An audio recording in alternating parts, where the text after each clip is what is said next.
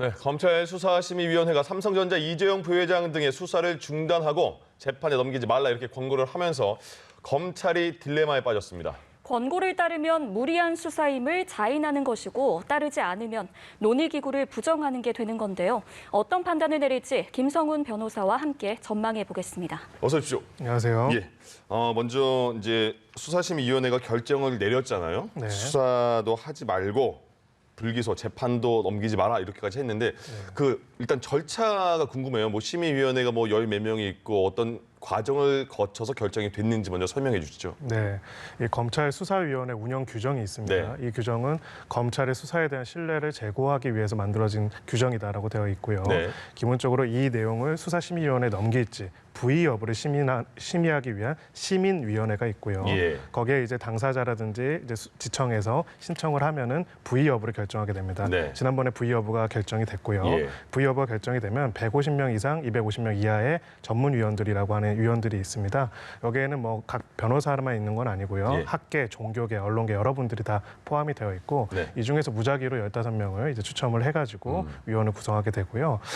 이것을 심리하는 과정이 사실 굉장히 간이합니다. 그러니까 50페이지로 축약한 의견서를 양쪽으로부터 받고 오전엔 검찰 쪽, 오후에는 변호인 쪽 받고 그리고 나서 저녁에 결정하는 거의 하루에 다 결정하는 그런 구조로 되어 있습니다. 그렇군요.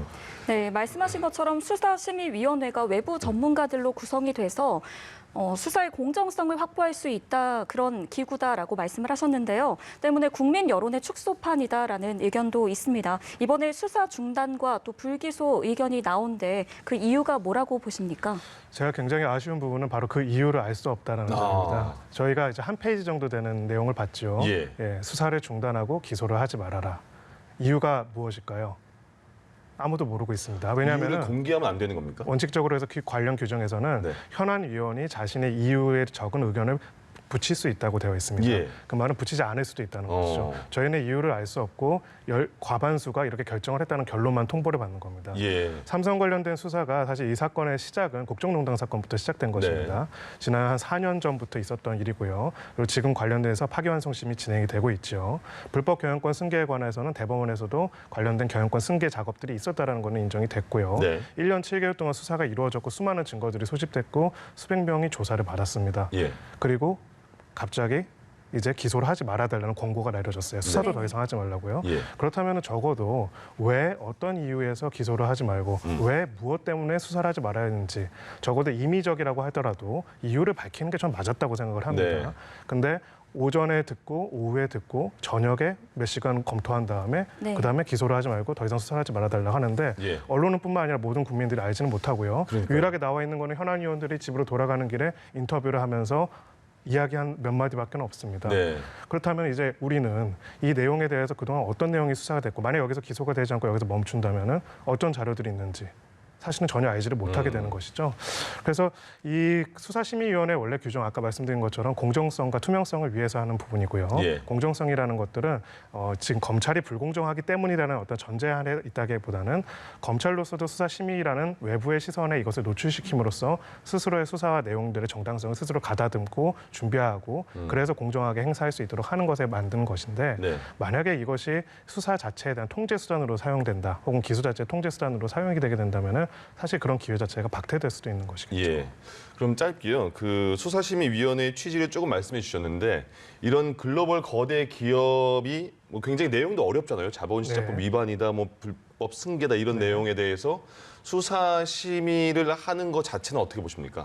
저는 적절하지는 않다고 생각합니다. 예. 왜냐하면 지금까지 수사심의위원회가 보도된 내용 중에서 한 8차례 정도가 있었습니다. 네. 그중에서 하나는 이제 울산 경찰이 약사법 위반한 약사에 대해서 보도자료를 낸 게 피의사실 공표인지 여부. 예. 그리고 제천 화재 사건에서 그 소방서가 이제 소방지휘팀이 소방지휘상 문제가 있는지에 대해 형사처벌 여부. 예. 사실 사실관계는 좀 굉장히 간단하고 그러니까요. 가치 판단이 필요한 이런 부분들에 관한 것이었죠. 네.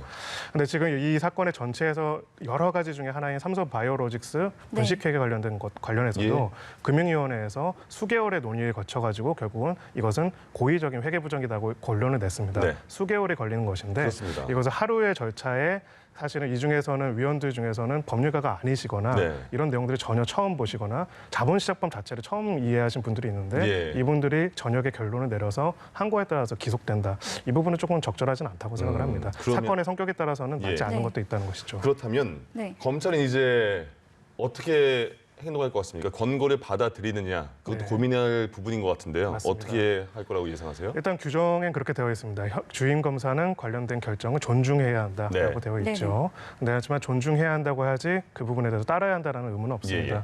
저 언론에서 계속 나오는 거는 기존의 많은 사건들의 경우에는 검찰이 다 따랐다. 따랐다. 그렇기 때문에 이번에 안 따르면 굉장히 큰 문제다 이런 얘기들 네. 계속 하고 있죠. 기존의 결론들은 거의 다 검찰의 의견을 반영한 결론들이었습니다. 예, 예, 예. 그래서 다른 부분도 있고요.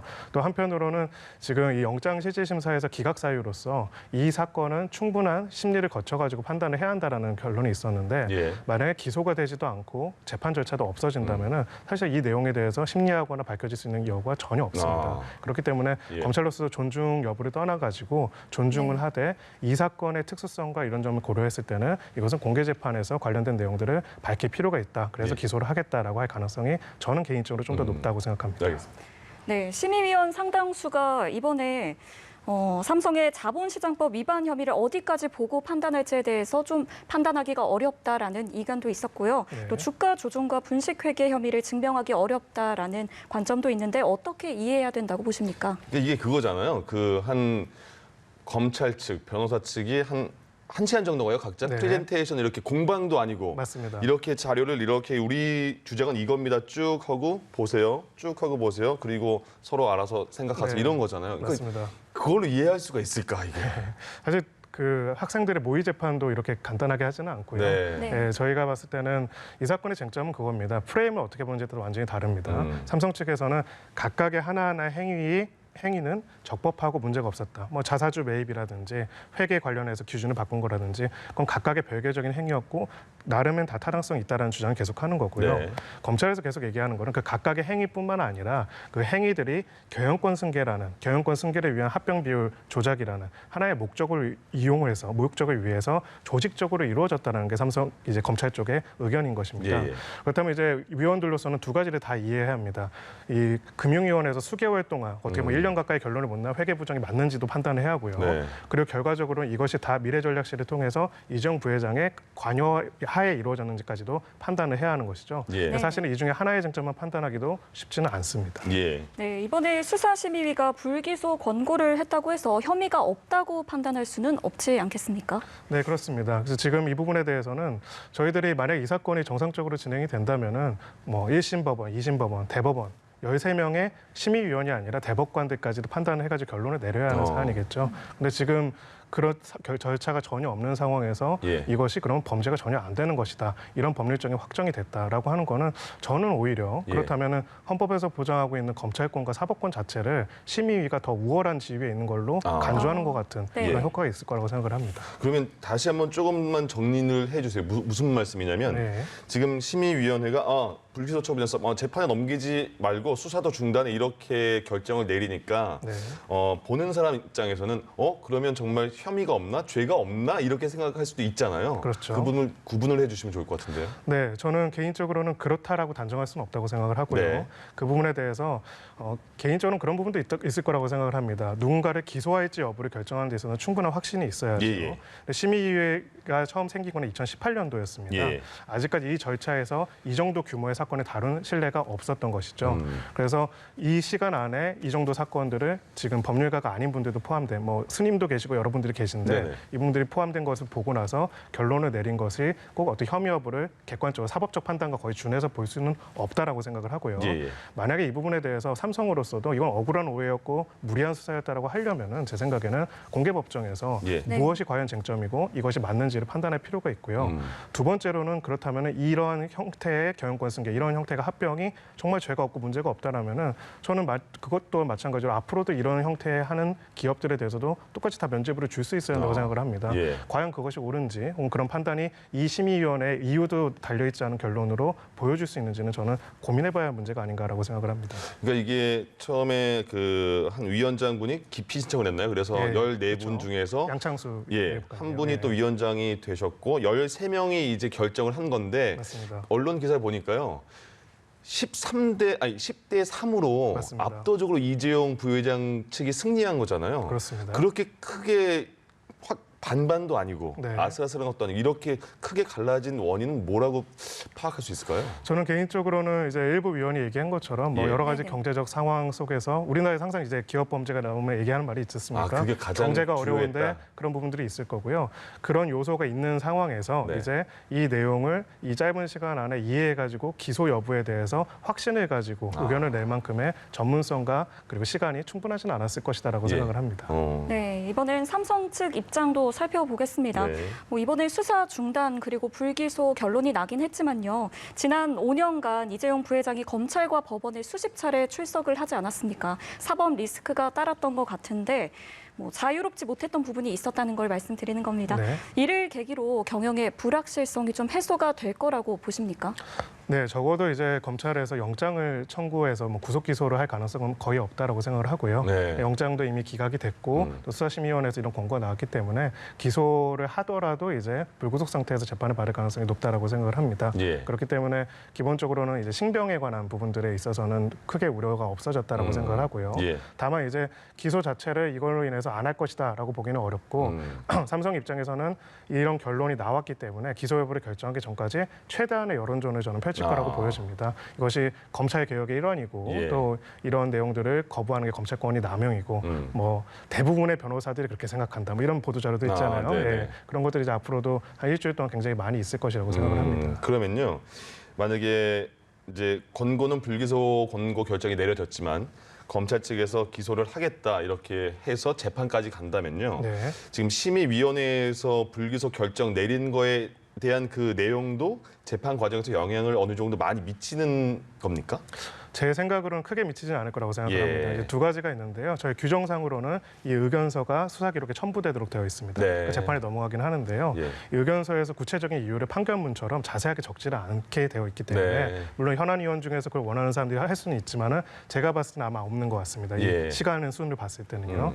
그렇다면 이제 법원으로서도 심의위에서 그럼 뭐 때문에 이거를 불기소 의견을 했는지를 사실 알 수가 없는 거죠. 예. 이유를 알아야 설득력 있는 자료가 되는데요. 네. 그렇기 때문에 그 자체는 큰 의미는 없을 거라고 생각을 합니다. 그러니까 말씀하신 것 중에 그러니까 그 결정에 대해서 이유를 공개를 해도 되고 안 해도 된다는 거잖아요. 맞습니다. 예. 그럼 추후에 그 심의위원들이 이번에 내린 결정에 대한 이유를 공개할 가능성은 있습니까?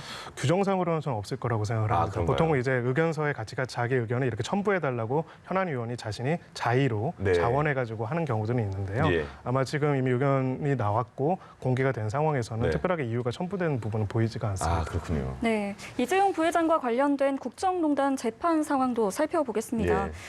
네, 앞서 최성원실 확정 판결에서 이 부회장의 뇌물 공여액이 86억 원으로 늘어났습니다. 이 부회장의 징역형 가능성도 높아졌다고 볼 수 있을까요?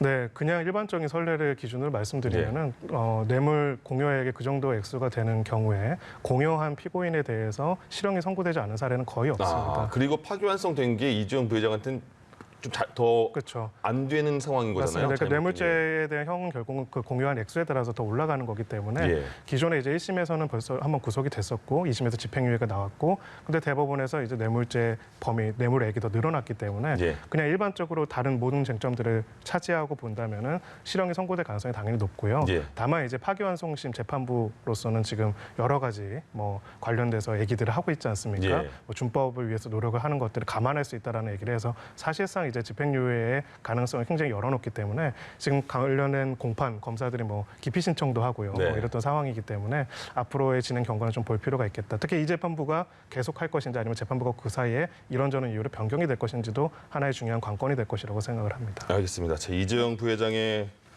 검찰 수사심의위원회 결정에 대해서 김성훈 변호사와 함께 알아봤습니다. 고맙습니다. 감사합니다.